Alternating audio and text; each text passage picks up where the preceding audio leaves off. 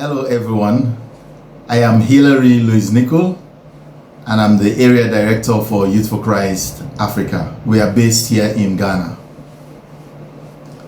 I have had an interesting walk with the Lord since 1982, and prayer and fasting have been a very essential part of my life.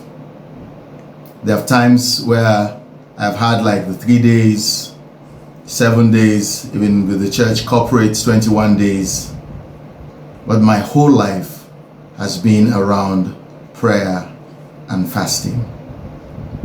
And I love it because one of my personal verses in the Bible is from Philippians 3 and verse 10, which says that I may know him, the power of his resurrection and the fellowship of his sufferings, being made conformable unto his death.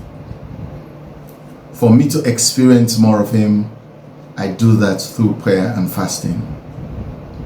For me to know him more, for me to pummel my body to get to understand his ways, to have a keen sense of his voice, I do a lot of prayer and fasting.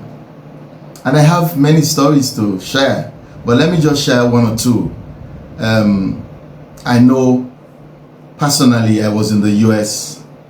I was praying and fasting for a particular lady who had cancer stage 4, and there was a particular day after the service I had to pray for her. I anointed her and then prayed for her.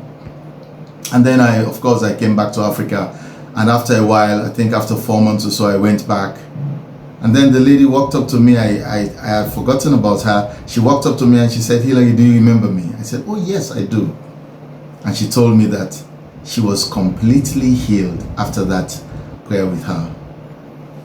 I remember I was part of a YFC group that was praying for a young man who had a bad leg.